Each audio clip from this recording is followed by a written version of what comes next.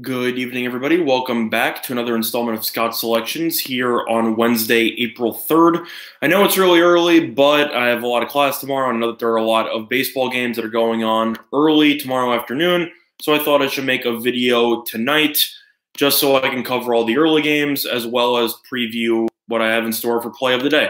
In terms of recapping what happened yesterday, we suffered another loss, which brings our total to 5 straight. Somehow the Twins-Royals end up going under. And we took the under 4 in the first 5 innings, I should say, and it somehow ended up going over thanks to a 3-0 pitch to Nelson Cruz where he knocked in 2 runs. Even though we've lost 5 straight, I still like how we've been looking at the board. I just think that luck plays a factor in some of the bets that people make, and I definitely think that it has not gone in our favor in recent, specifically last week and this week also. But overall, I like the side we had. Berrios and Keller pitched well.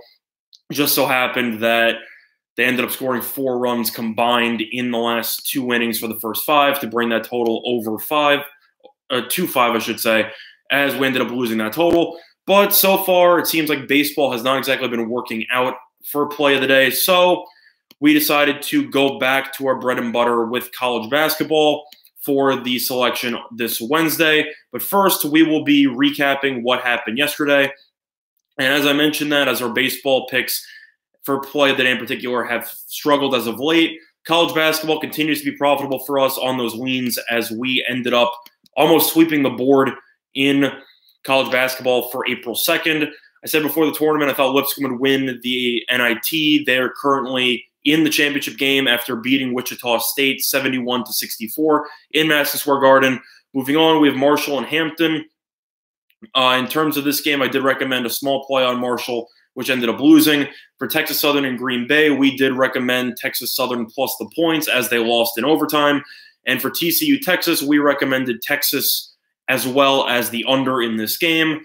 Both of those won. Texas, we said, would be interested in getting revenge after losing to TCU towards the end of the season. With Roach back, Texas finally at full strength. We thought Texas was undervalued. They ended up covering the spread by 15 points, and the under hit by 35.5. So as of yesterday, we went a very solid, I'm just doing the counting in my head here. We ended up going 4-1 yesterday in college basketball. And as for baseball, besides losing play of the day, in terms of the other picks that we had, the Yankees we were wrong about. The Brewers we got right. The Phillies we got right with a plus 165 underdog price there. Thought that the Nationals bullpen would be a problem. Scherzer didn't pitch well, but their bullpen didn't do him any favors. Harper hit that absolute moonshot in the 8th inning. Moving on, Baltimore, we set at a lot of value at plus 155. That ended up winning. The under in the Rays game ended up hitting as well. The Mets ended up winning, which we suggested. In terms of the Astros and Texas, we did recommend the under in that game, which ended up losing. But Houston continues to struggle offensively, especially against Shelby Miller. Moving on, the Twins and Kansas City was a play today. That ended up losing. Oakland, we said there was a lot of value at plus 160, as well as the over. The over was wrong as the Red Sox got shut out for the 2nd straight game. But Fires, I should say, is a solid and underrated pitcher. Sale pitched better than I thought he would, but Oakland ended up getting the job at plus 160. Moving on, we recommended the Mariners and the over in that game. The over was wrong, but the Mariners ended up winning. We recommended the Dodgers in that game. They ended up winning, and we recommended Arizona at an underdog price against the Padres due to Greinke's very solid numbers at Petco. Did he pitch that well? He pitched pretty well, but he ended up hitting 2 home runs. Very impressive for a pitcher to do. How's it going, Virgie? Congratulations. You are officially the only person in the chat room right now.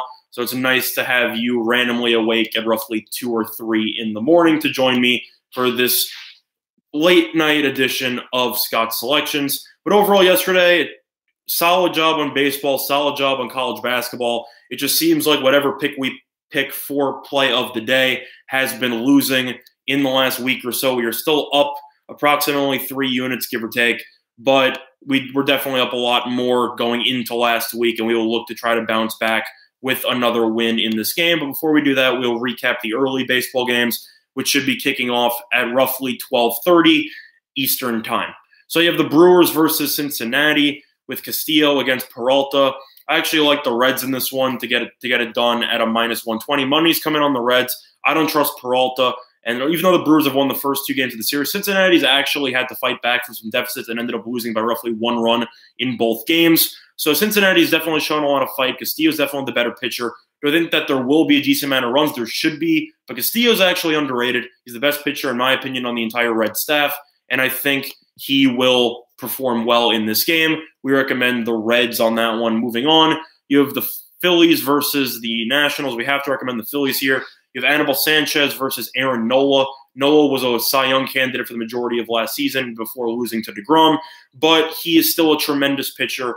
And at minus 145, this Phillies lineup also looks extremely potent behind Harper, Realmuto, as well as Hoskins. This team definitely looks ready to win the NL East division so far. And the Nationals have struggled drastically, and I don't see anything in their bullpen which makes me believe that they can hold on to leads late in games if they are able to even get a lead in this game. I lean to the under based on the fact that Nola's pitching, but my preferred play on that game would be the Phillies winning that game outright. Moving on, you have Colorado versus Tampa Bay on a battle between Marquez and Morton. Marquez actually just got a huge extension with the Rockies, so he'll be around with that franchise for a couple of more years to come. That game's supposed to be a 110. I lean to the Rays in that one. They're 4-1. They're 4-1 at home. 0-5 to the under. Morton pitched well against Houston, well enough to get the win, even though he gave up those 2 runs earlier on. But overall, we still think Morton. I think these pitchers are pretty much a wash based on recent success. But I have liked what I've seen from Tampa Bay at home this season in Tropicana, and I think that the Rays will be able to get the job done, and a small lean to the under in that game as well. I see that game ending up a roughly 4-2, 4-1, somewhere along those lines. Moving on, White Sox and Cleveland. You have Carlos Rodon versus Corey Kluber. Cleveland shouldn't be laying a 192 price, particularly with that bullpen, but the White Sox bullpen is equally atrocious. So in terms of leans for that game, I'd lean to the no-score first inning or the first 5 under in that game. The Indians' offense has been terrible. The White Sox offense has been okay, but Kluber on the mound, I wouldn't go against it. I'd recommend the no-score first inning as well as the first 5 under in that game. Moving on, you have the Twins versus the Kansas City Royals. You have Kyle Gibson versus Homer Bailey. I have to recommend the over in that game as well as the Twins at minus 155. Homer Bailey was arguably the worst pitcher in all of baseball last year, and he's been atrocious ever since the Reds gave him that long-term extension. But he eventually was put on waivers, and the Royals ended up claiming him.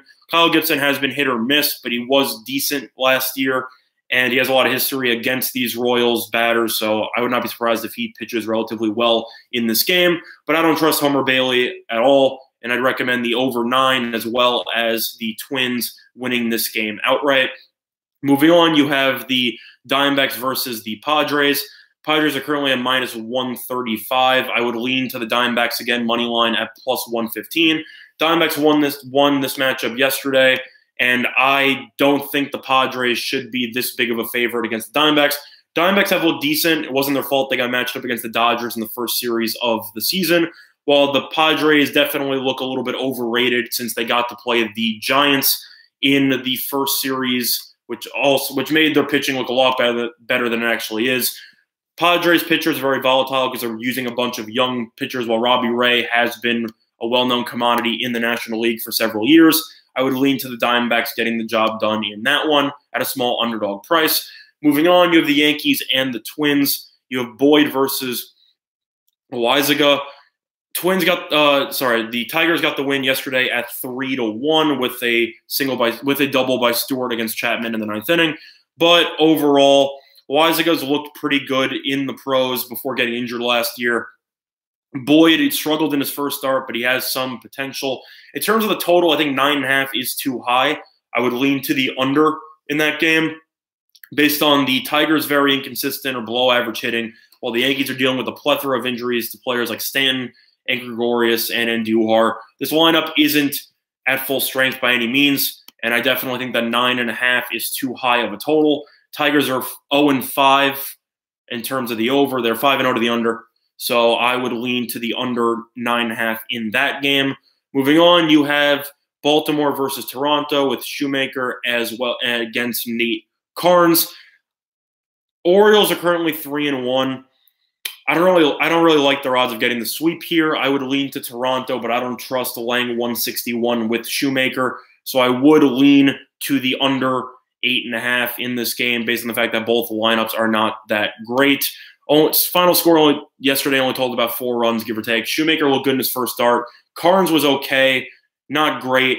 But overall, I would think that 8.5 is a little bit too high of a total with these two offenses. I'd recommend the under, assuming both of their bullpens don't simultaneously combust like they have earlier this season. Moving on, you have the Mets versus the Marlins.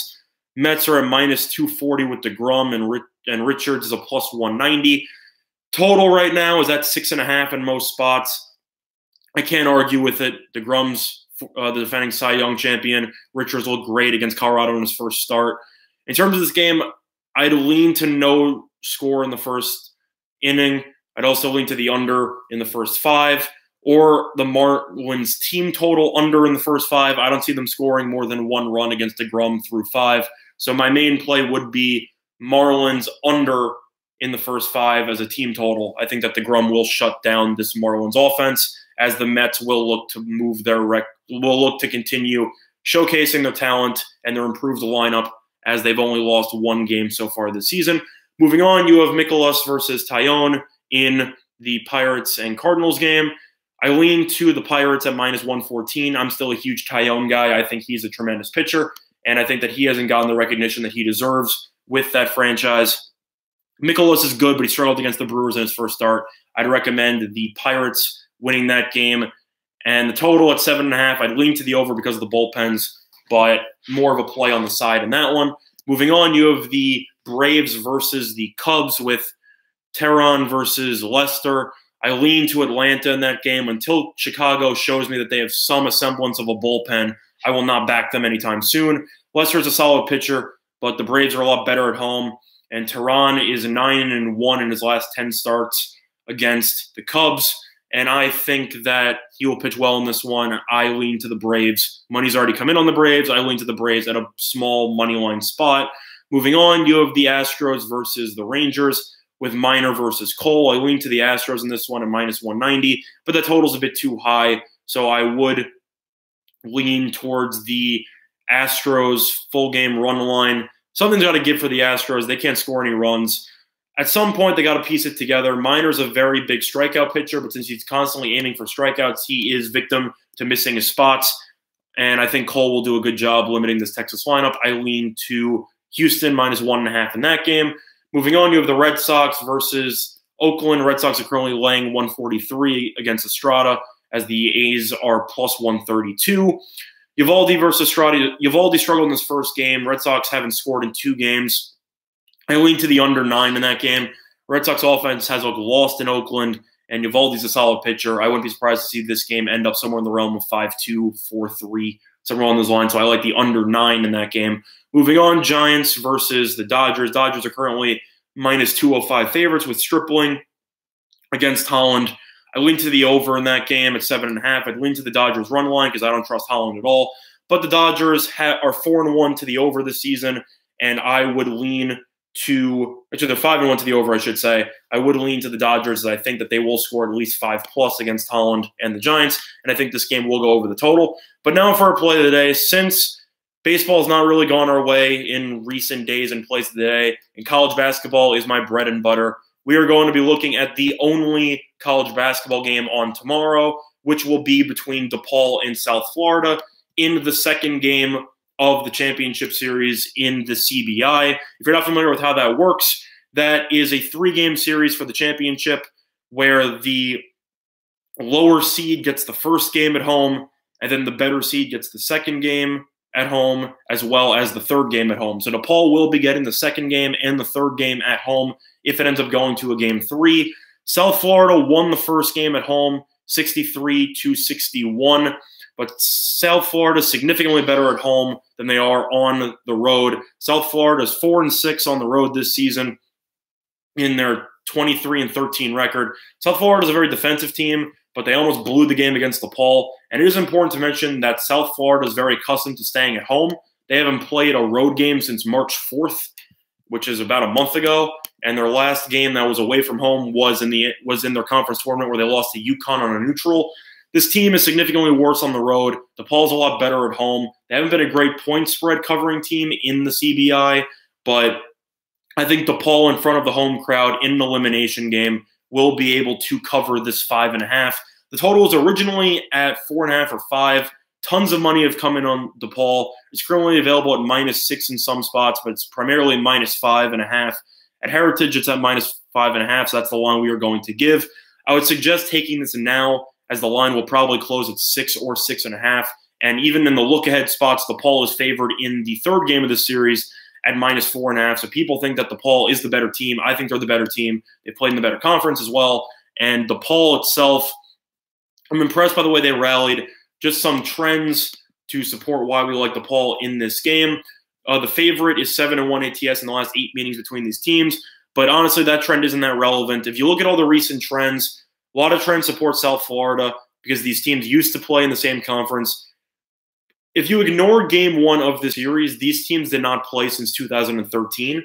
So I will actually toss that 7-1 favorite record out. I thought I took it out. The South Florida is 4-3 or 4-9, I should say, ATS in their last 13 games overall, and they're 7-21-1 ATS in their last 29 Wednesday games. DePaul's 15-6 at home in an elimination game. I know UCF wants to win this game to avoid it going to a game 3.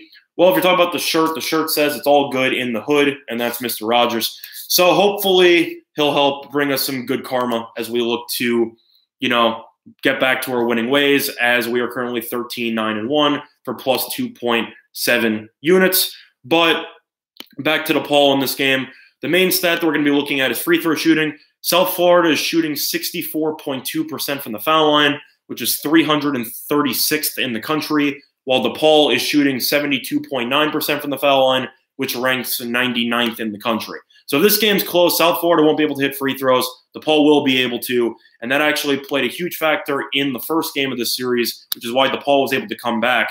South Florida, a 33% three-point shooting team, shot 45.5% from the three-point line, which is a large reason why the team won, but they only shot 52.9% from the foul line. So we do not trust South Florida if this game comes down to free throws at the end. We think DePaul will hit these free throws in garbage time. Another thing to keep in mind, the CBI, I actually tracked the last 4 CBI tournaments, and in each of the last 4 CBI tournaments, the team that lost the first game, so DePaul in this case, the team that got the home games in games 2 and 3 ended up winning game 2 by at least 9 points. The spread is 5.5. I think the spread is a little bit high for a good reason, and I think that the money has come in on DePaul for a good reason. I think DePaul will win this game by double digits. It's a must-win game for them. South Florida, I know they're going to try to win, but they know in the back of their mind that they can afford to lose this game and potentially win game 3. I think DePaul come out focused, and I think DePaul will be able to cover